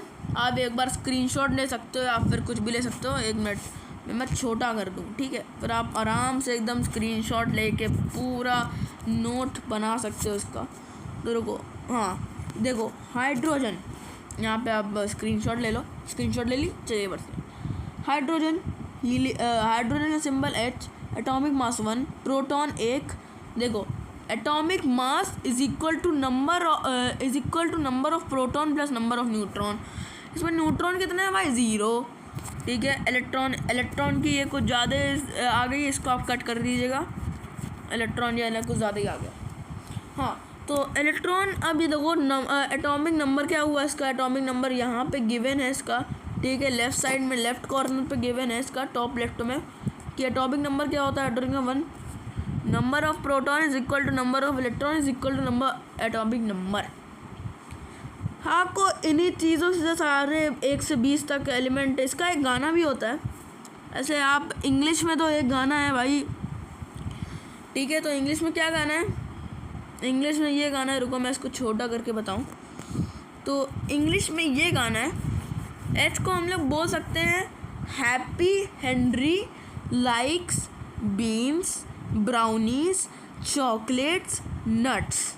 अभी तक तो यहाँ आप सीख लो, तो वैसे 20 तक भी सिखा देंगे, अभी कोई ज़्यादा टाइम है नहीं, ठीक है। तो एच से क्या ज़रूरत है नहीं, एक्स्ट्रा तो नहीं है। अब हम लोग आते हैं आइसोटोप एंड आइसोबार। उससे पहले हम लोग आते हैं वैलेंस सेल एंड वैलेंसी पे। तो इसमें बहुत सारे बच्चे कंफ्यूज आते हैं, ये हमारा सेकंड लास्ट टॉपिक है, आइसोटोप हमारा लास्ट टॉपिक होगा। तो वैलेंस सेल क्या होता है भाई, अब पहले जानते हैं वैलेंसी क्या होता है। वैलेंसी आई थिंक आपको पता होगा कि वैलेंसी क्या होता है। वैलेंसी होता है combining capacity of an atom is known as valency, ठीक है। वैलेंसी का क्या मतलब है, the combining capacity of an atom. जैसे कि वैलेंसी, जैसे कि जो हाइड्रोजन उसकी वैलेंसी क्या होती है 1, हीलियम जो होती है उसकी वैलेंसी क्या होती है 0, कॉपर की क्या होती है वेरिएबल वैलेंसी, अब वैलेंसी को फाइंड करने का एक फॉर्मूला होता है, उस फॉर्मूले का क्या नाम है, 2 8 8, ठीक है। 2 वैसे तो वैसे n⁻, आप आगे पढ़ोगे आने वाली क्लासेस में कि बुरी एक साइंटिस्ट है, ठीक है, महान साइंटिस्ट है, उनका नाम अभी इस सिलेबस में नहीं है। बुरी और भोर ने एक मतलब उन्होंने एक थ्योरी दी थी, इसका नाम है, उन्होंने फॉर्मूला दिया था 2 8 18 32, ठीक है, क्या आ जाता है। अभी आप ये आगे पढ़ोगे आने वाली क्लासेस में 9 10 में पढ़ोगे आप 2 18 8 32। उससे पहले आप पढ़ लो कि भाई हीलियम की ज़ीरो वैलेंसी कैसे आए भाई। मान लो कोई अच्छा सा एलिमेंट बताओ यार, कोई तगड़ा सा एलिमेंट।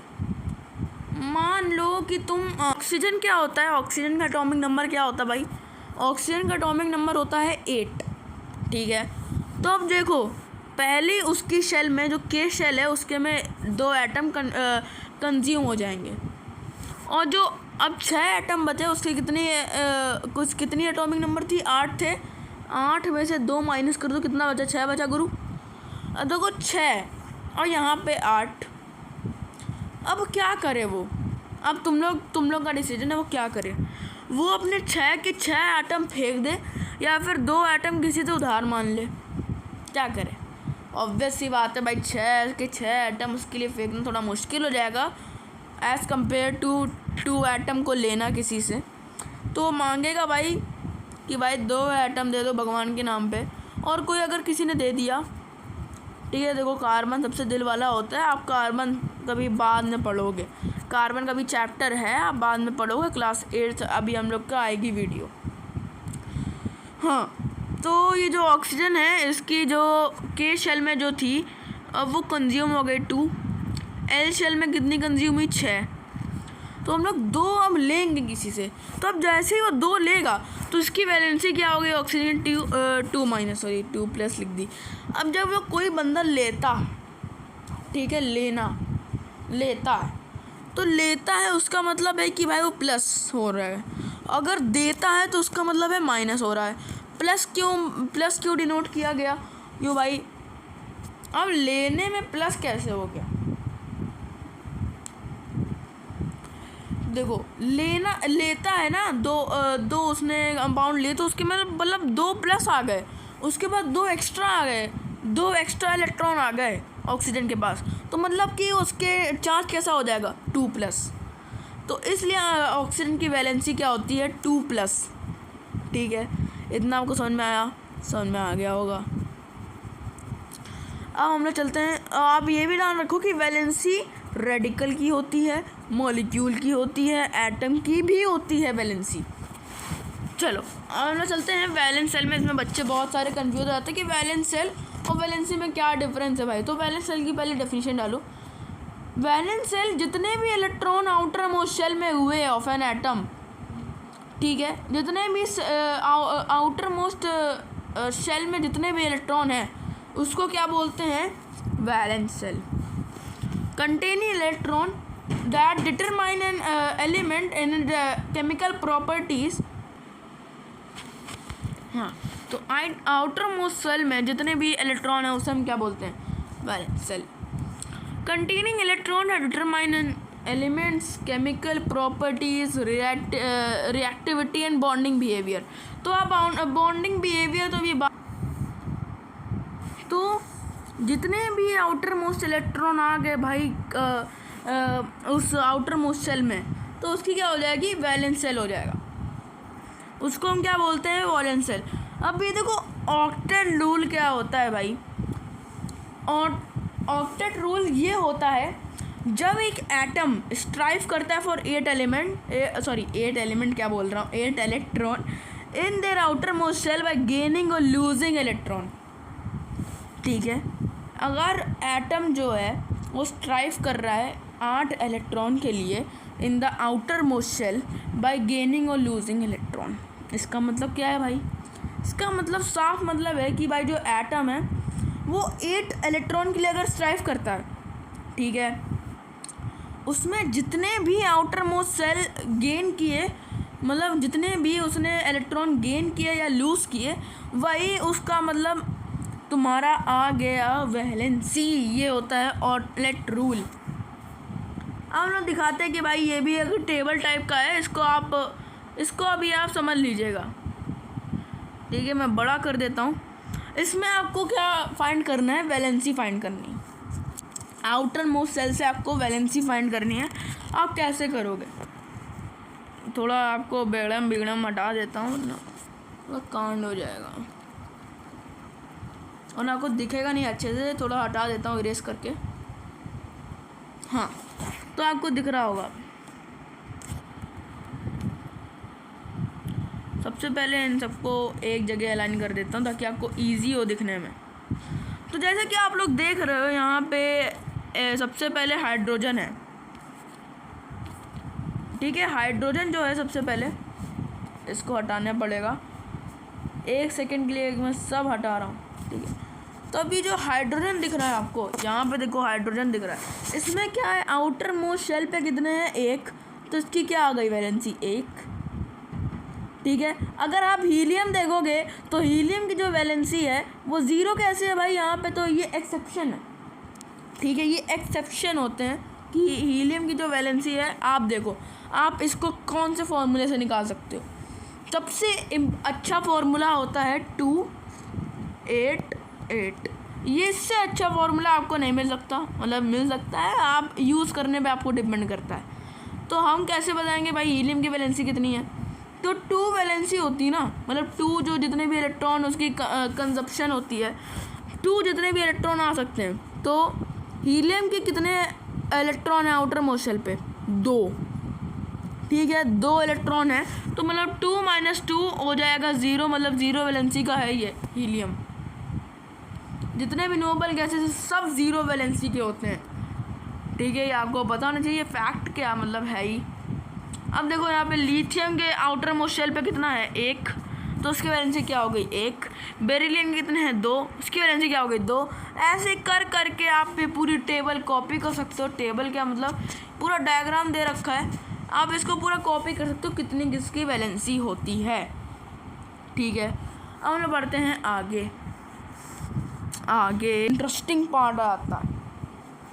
अभी जो आइसोटोप मैंने आपको जहाँ बताया था कि जो एच की जो ये है, ठीक है, मान लो मैंने आपको पहले बताया था कि जो एच की, ऐसे मैंने आपको बताया था ना atomic mass and atomic number में, H11। तो ये एटॉमिक नंबर, ये atomic mass is represented by Z, sorry A। Atomic mass ऊपर आ गया, एटॉमिक नंबर नीचे आ गया। ऐसा मैंने आपको बताया था, वो यहाँ पे काम आएगा। ठीक है, अब what is isotope and what is isobar. Isotope are variant of a chemical element that have the same number of proton, atomic number, but different number of neutron in their nucleus। Isotope क्या है भाई, simple है भाई, एक chemical element है जिसमें same number होते हैं atomic number is equal to number of proton. ये हमने आपको पढ़ाया, atomic number is equal to number of proton is equal to number of electron, जब न्यूट्रल है अगर atom, but different number of neutron in their nucleus. ठीक है भाई, अब आगे बढ़ते हैं आइसोटोप्स टेबल में कि भाई अब इसके पहले आप लोग मतलब जानो कि भाई है क्या। आइसोटोप होता है वो chemical element that have the same number of proton atomic number but different number of electron in their nucleus। अभी जो न्यूक्लियस है, बीच में आपको गोला दिख रहा है, न्यूक्लियस है, तो इसमें क्या डिफरेंट नंबर ऑफ, इसमें क्या होता है P+N होता है, आपको बताया था P+N। तो इसमें सेम नंबर ऑफ प्रोटॉन तो है, एटॉमिक नंबर तो सेम है भाई, ठीक है, पर नंबर ऑफ न्यूट्रॉन डिफरेंट होता है, उससे हम क्या कहते हैं भाई, आइसोटोप्स। ठीक है, अब इसकी पूरी टेबल दे रखी है, इसको हम लोग बाद में डिस्कस करेंगे। पहले हम वो आइसोबार डिस्कस कर लेते हैं। अभी बारे में हम लोग को ज़्यादा दिया नहीं दे रखा है, तो हम अभी इसको ज़्यादा ऐसे पढ़ेंगे नहीं, मतलब डेफिनीशन याद कर लेंगे, अभी पूरा वैसे पढ़ेंगे नहीं, ठीक है। अभी तो आइसोबार देखते हैं क्या होता है। आइसोबार आर दी एटम, देखो भाई एटम होते हैं with different chemical elements that are the same mass number, that have the same mass number but different atomic number of proton। Isobar क्या है? आइसोबार होते हैं केमिकल एलिमेंट, मतलब isobar होते हैं atom of different chemical element that have the same atomic number। अब mass number जो होता है वो क्या होता है? Number of proton plus number of neutron is equal to the mass number, ठीक है। Number of proton plus number of neutron is equal to the mass number. और ये बट डिफरेंट एटॉमिक नंबर, इनकी जो एटॉमिक नंबर होते हैं वो different है। एटॉमिक नंबर क्या बताया? Number of proton is equal to number of electron, number of proton is equal to the atomic number. हमें इलेक्ट्रॉन न्यूट्रॉन से कुछ लेना देना है ही नहीं नंबर में, जितने नंबर ऑफ प्रोटॉन इधर तुरंत चेपो भाई नंबर ऑफ एटॉमिक नंबर, ठीक है। एटॉमिक नंबर ये होता है हमारा आइसोबार। अब मैं आपको टेबल दिखा देता हूँ, उसको आप नोट कर लीजिए अपनी नोटबुक में, ताकि आपको और आसानी होगी भाई आइसोटोप कैसे होते हैं। अभी मैं कुछ आइसोटोप के यूजेस ही बताऊँगा, ठीक है, आप उन्हें भी नोट कर लीजिएगा। तो आइसोटोप टेबल आपको दिख रही होगी, हाँ। तो अभी जो हाइड्रोजन का पेट्रोलियम है इसका क्या है? H11।